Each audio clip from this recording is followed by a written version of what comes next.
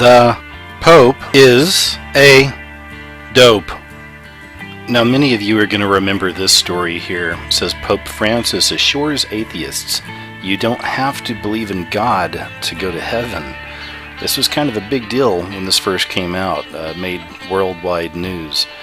But recently another story just developed around the Pope that connects with this, and I want to show you that as well, but let me also just explain a few things here.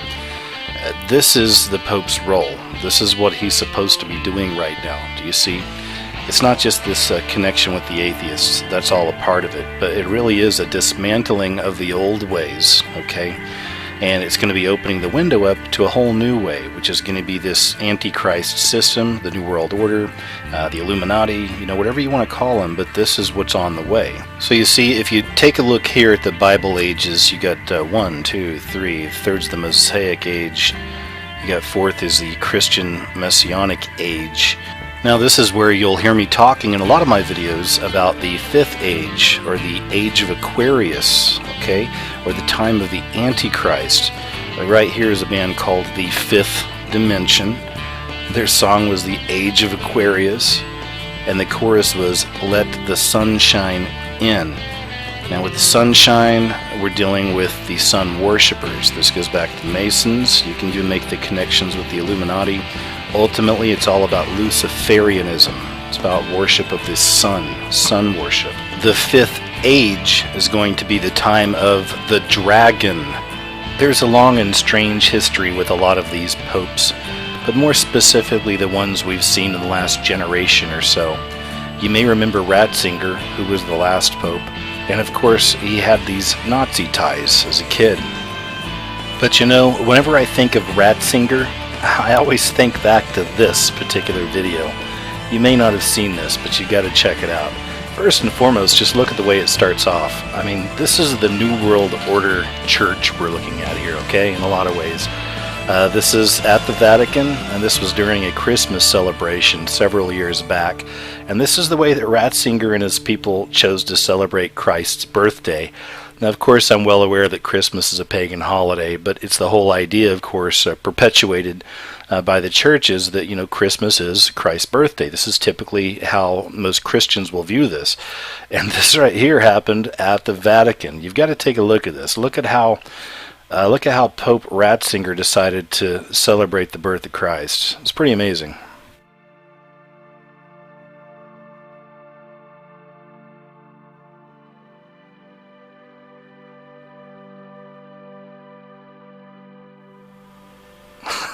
And look at the nuns. You gotta love the nuns.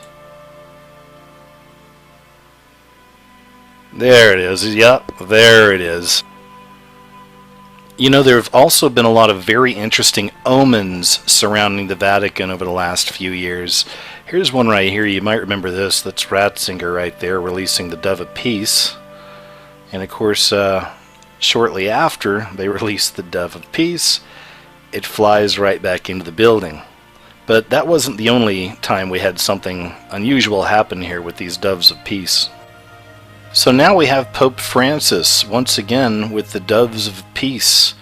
And as they released them this time around, the doves were promptly attacked by some other birds of prey.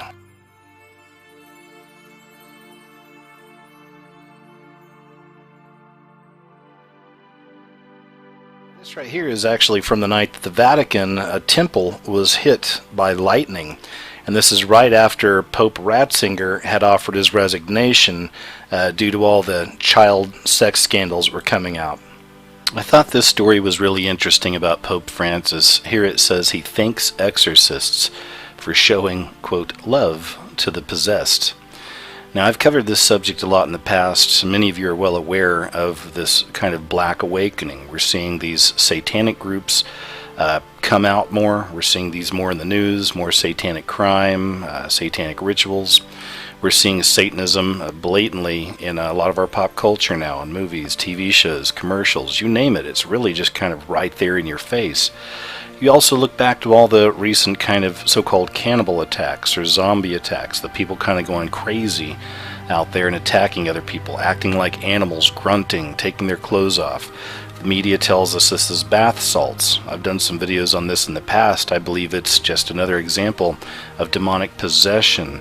This story came out right around Halloween. It says Rome, just in time for Halloween, and against an unspecified steady increase of demonic possession, Pope Francis thanked exorcists for showing the church's, quote, love for those possessed by the devil.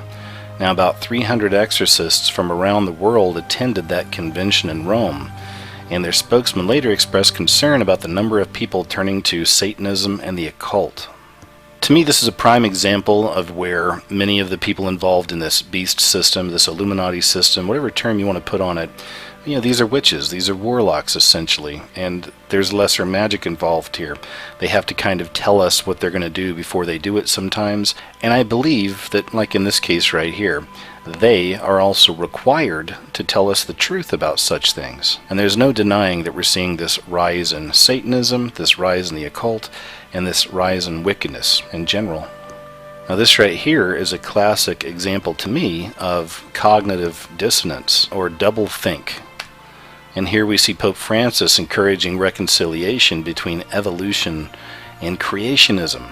Pope Francis recently said, "When we read about creation in Genesis, we run the risk of imagining God as a magician, with a magic wand able to do everything. But that is not so," he says. These words were spoken in reference to the controversy brewing over the theory of evolution and other scientific theories supposedly clashing with accepted religious tenets. So now here's one that's more kind of on the spiritual tip, and this is from, it's been a few years ago now, but Pope Francis had taken a trip to Korea, and during this trip he had announced his own imminent death in the next 2 or 3 years. But it wasn't so much about the announcement, it was more about this picture right here. This is from that trip. I thought it was interesting that during this trip where he announces his own death, he's on this podium here, and behind him is this strange looking kind of statue, of course, with a man, it looks like a man's face, with one of his eyes darkened out. Now this goes back, of course, to all the Illuminati mythology that a lot of us research and pick up on. The whole idea, of course, of the Antichrist having one eye, the all-seeing eye. I just thought it was very interesting that we find the symbol of the Antichrist behind this false prophet during his meeting in Korea.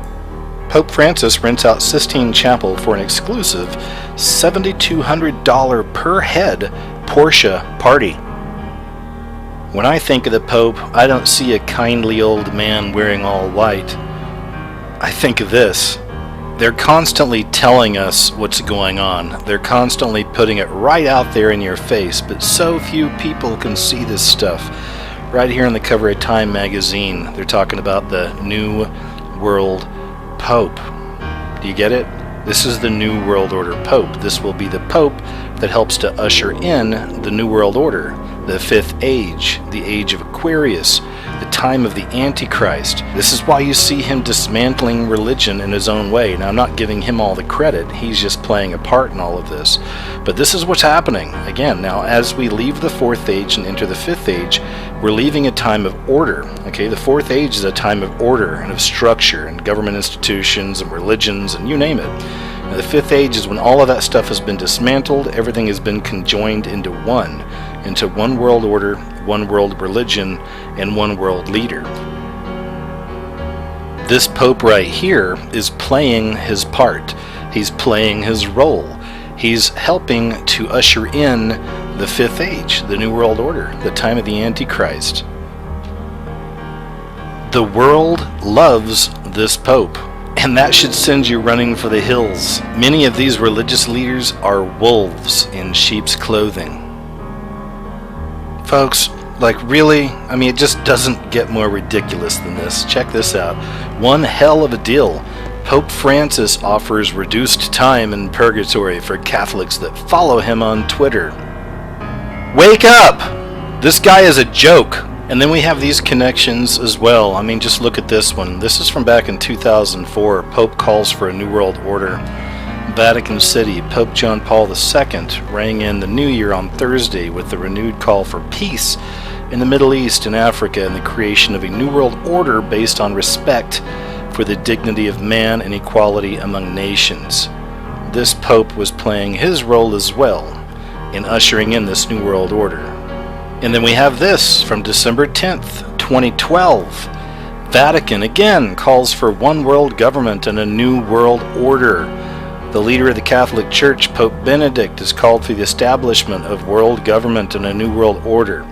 Folks, again, all of these popes playing their roles, playing their part in the dismantling of the old order of religion and the new religion to come, the world religion, the one world government, the Antichrist leader. Right now we're living in a time where all of these organized religions are on one hand falling apart, and on another hand they're actually melding into each other. So Pope Francis, playing his role of course as this false prophet leading us into this one world religion, is doing his part in bringing all the religions together into one. So right here, not long ago, he had a Unity in Diversity. It was a meeting with Pope Francis and Kenneth Copeland, who is one of the biggest TV ministers out there. The world religions are all being pulled together right now as we speak. Pope Francis is playing his role. It's a pivotal role, in fact. So keep your eyes open for this, because you're going to see more and more of this coming. Hey, thanks for watching.